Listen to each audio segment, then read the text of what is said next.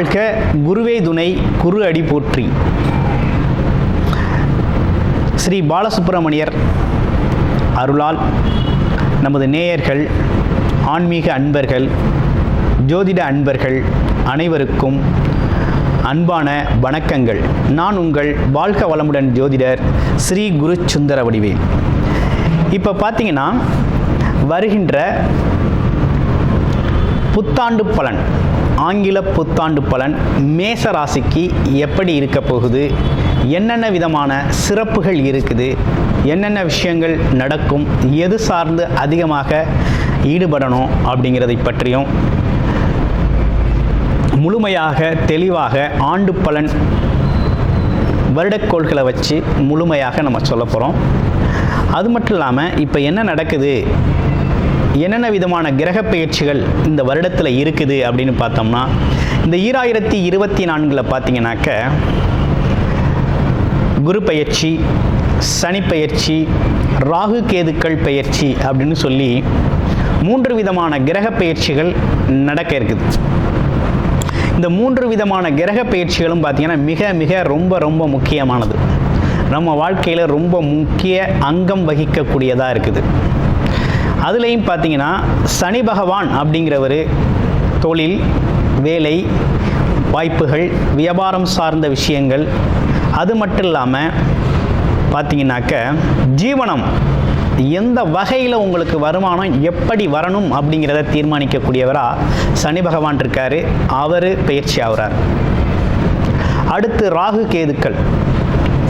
என்ன விதமான கர்ம பலன்கள் இந்த வருடத்தில், எது சார்ந்த கர்ம பலன்கள் அதிகமாக இருக்குது, எதில் ஈடுபட வேண்டியது இருக்குது, எது சார்ந்த வழிபாடுகள் செய்யணும், எது சார்ந்து முக்கியத்துவம் கொடுக்க வேண்டியிருக்கு. ஆமாம், எது நமக்கு ராகுவை போல் கொடுப்பார் இல்லை, கேதுவை போல் கெடுப்பார் இல்லை அப்படின்னு ஒரு பழமொழியே இருக்குது. அப்போ எந்த விஷயம் ராகு நமக்கு இந்த காலத்தில் நமக்கு அதிகப்படுத்தி தருவார், கேது எந்த விஷயங்களில் நமக்கு தொல்லை கொடுப்பார், கெடுப்பார் அப்படிங்கிறதை பற்றியும். அடுத்து பார்த்தீங்கன்னா குரு பயிற்சி. குரு பார்க்க கோடி நன்மை அப்படிங்கிற ஒரு பழக்கம் இருக்குது. பெரிய பழமொழி இது ஜோதிடத்தில். குருவோட பார்வைக்கு அவ்வளோ எப்படி பெரிய பலன் இருக்குது. அந்த குரு அப்படிங்கிறவர் இப்போ பயிற்சி ஆகிறார் இந்த வருடத்தில். அவர் பயிற்சி ஆகிறதுனால என்ன விதமான மாற்றங்கள், எந்தெந்த இடங்களை பார்க்க போகிறாரு, என்னென்ன விதமான பலன்களை நமக்கு கொடுக்க போகிறாரு, அவர் அமர்ந்திருக்கிறதுக்கான பலன் எப்படி இருக்குது, பார்வை பலன் எப்படி இருக்க போகுது அப்படிங்கிறத பற்றியெல்லாம் ரொம்ப விரிவாக தெளிவாக நம்ம மேச ராசிக்கு இப்போ பார்க்க இருக்கிறோம். மேச ராசி அப்படின்னு எடுத்துக்கிட்டோம்னாலே காலச்சக்கரத்தின் முதல் ராசி, தாய்க்கு தலைமகன் அப்படிங்கிறது மாதிரி நம்ம ஜோதிட சாஸ்திரத்தில் முதல் ராசியான அந்த மேச ராசி அப்படிங்கிறது, மேச ராசி அப்படின்னு எடுத்துக்கிட்டோம்னாலே தைரியம், வீரியம், வெற்றி, விடாமுயற்சி இது இயல்பாகவே உள்ள குணமாக இருக்குது. அதையும் தாண்டி வேறு இன்னும் சிறப்பு எப்படி இருக்குது அப்படின்னு கேட்டிங்கன்னா, நிர்வாகத்திறன், அதே நேரத்தில் ஒரு நிதி சார்ந்த, தொழில் சார்ந்த நிர்வாகத்தில் இருக்கிறது, ஆளுமை திறன், ஒரு ப்ராப்ளம் சால்வ் பண்ணுறது, எந்த ஒரு பிரச்சனைக்கும் தீர்வெடுக்கிறது. ஆமாம், எந்த ஒரு விஷயத்தையும் தொடர் முயற்சி எடுக்கிறது, ஒரு தீர்வுக்காக வெயிட் பண்ணுறது அப்படிங்கிற ஒரு விஷயம்லாம் மேசராசிக்கு ரொம்ப முக்கியத்துவம் வாய்ந்ததாக இருக்குது. முழுக்க நிர்வாகத்திறன் சார்ந்தது. அது மட்டும் இல்லாமல் சுய ஒழுக்கம், கட்டுப்பாடு, இப்படிப்பட்ட விஷயங்கள், குணங்கள்லாம் மேசராசிக்குனே உண்டான ஒரு சிறப்புகள். இவங்களுக்கு இந்த காலகட்டம் எப்படி இருக்குது அப்படின்னு பார்க்கல, இந்த சனி பயிற்சி அப்படிங்கிறது 7.5 சனி காலம் ஆரம்பிச்சிருச்சு. 7.5 சனி காலம் ஆரம்பிச்சிருச்சு. இந்த சனி பயிற்சிக்கு அப்புறம் 7.5 சனி காலம் ஆரம்பிச்சிருச்சு. அதுலேயும் குறிப்பாக மேசராசி அன்பர்களை பொறுத்த வகையில் இந்த 7.5 சனி காலம் அப்படிங்கிறது, 7.5 சனி அப்படின்னாலே பெரிய பயம் இருக்குது. சனி பகவான் அப்படின்னாலே ஒரு மிகப்பெரிய பயம் அப்படிங்கிறது ஏற்படுது. ரொம்ப கஷ்டங்களை சந்திக்க போகிறோம், சிரமத்தை சந்திக்க போகிறோம் அப்படிங்கிற மாதிரி ஒரு விஷயங்கள் மனசில் தோணுது. அப்படிலாம் எதுவும் மேசராசி அன்பர்கள் பயப்பட வேண்டியதில்லை. இருந்தாலும் மேசராசி அதிபதி செவ்வாய் அப்படிங்கிறதும், சனி பகவான் அதற்கு நேர் எதிரானவர் என்பதும் இதில் உள்ள ஒரு முக்கியமான கருத்தாக இருக்குது. ஆனால் இந்த காலகட்டத்தை எப்படி எதிர்கொள்கிறது அப்படின்னு பார்க்கையில் அவர் பார்த்திங்கன்னா உங்களுடைய ராசிக்கு 12ஆம் இடத்துல அமர்றார். அப்போ பல்வேறு விதமான விரய செலவுகள், சுப விரய செலவுகளை கொடுப்பார். அதுலேயும் குறிப்பாக இந்த 15 வயதிலிருந்து 25 வயதுக்குள்ளே இருக்கவங்களுக்கு தான் அந்த 7.5 சனி அப்படிங்கிற ஒரு சிரமம் அப்படிங்கிறத அனுபவிக்கக்கூடிய ஒரு அமைப்பு அப்படிங்கிறது வருது.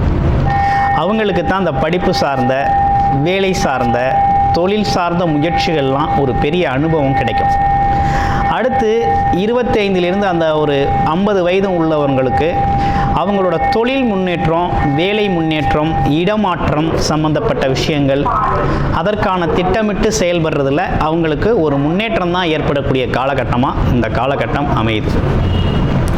அதுக்கு 50 வயசுக்கு மேலே உள்ளவங்களுக்கெல்லாம் எப்படி இருக்குது அப்படின்னா, இவங்களோட வாழ்க்கை அனுபவங்களை மற்றவங்களுக்கு கொடுக்கறது அப்படிங்கிறது மாதிரி அந்த சூழ்நிலைகள் அமையும்.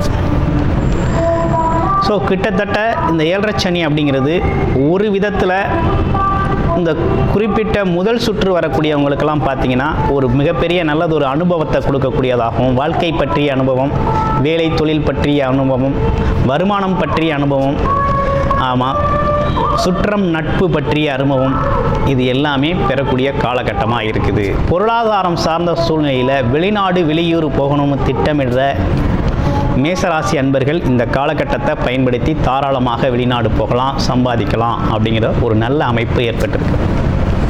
அடுத்து பாருங்கள், ராகு கேதுக்கள் பயிற்சி. ராகு கேதுக்கள் பார்த்திங்கன்னா இவ்வளவு நாளாக உங்கள் ராசியிலிருந்து பார்த்திங்கனாக்க 6ஆம் இடத்துல இருந்தவங்க, 6-12 இருந்தவங்க பார்த்திங்கன்னா இப்போ 5-11க்கு மாறியாச்சு. 5ஆம் இடத்துல இருக்கக்கூடிய கேது அப்படிங்கிறது பார்த்திங்கனாக்க பூர்வீகம் சம்பந்தப்பட்ட விஷயங்கள், குழந்தைகள் சம்பந்தப்பட்ட விஷயங்களில் கூடுதல் கவனம் தேவைப்படுகின்ற காலகட்டமாக இந்த காலகட்டம் இருக்குது. அதுலேயும் குறிப்பாக பார்த்திங்கன்னா சிம்ம ராசியில் இருக்கிறதுனால கொஞ்சம் கவனம் எடுத்துக்கணும். அதே நேரத்தில் பழைய விஷயங்களை ரொம்ப அசைபோடாமல் புது விஷயங்களை பற்றி யோசித்து முன்னேறணும் அப்படிங்கிற ஒரு விஷயத்தில் பார்த்தீங்கன்னா ராகு அப்படிங்கிறவர் உங்கள் ராசிக்கு 11ஆம் இடத்துல நிற்கிறார். அப்போ லாபஸ்தானத்தில் நிற்கிறார்.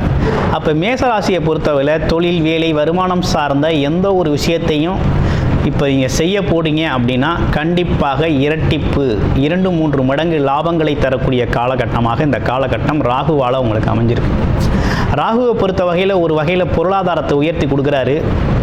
இன்னொரு பக்கம் கேது அப்படிங்கிறவர் குடும்ப உறவுகளில் சிக்கலை உருவாக்குறார். உறவுகளில் கவனம் தேவைப்படுகிற வருடமாக இந்த மாதம் இருக்குது, இந்த வருடங்கள் இருக்குது. அதே போல் பொருளாதாரத்தில் ஒரு முன்னேற்றத்தை கொடுக்கக்கூடிய காலமாகவும் இருக்குது. இது ரெண்டையும் பேலன்ஸ் பண்ணி போகணும் அப்படிங்கிற ஒரு அமைப்பு அப்படிங்கிறது வருது. அடுத்து குரு பெயர்ச்சி வருது. இந்த குரு பெயர்ச்சி அப்படிங்கிறது உங்களுக்கு எந்த அளவுக்கு சாதகமாக இருக்குது அப்படின்னு பார்த்தோம்னா, குரு உங்களுடைய ராசியிலேருந்து 3ஆம் இடத்துக்கு பயிற்சியாகி நிற்கிறாரு.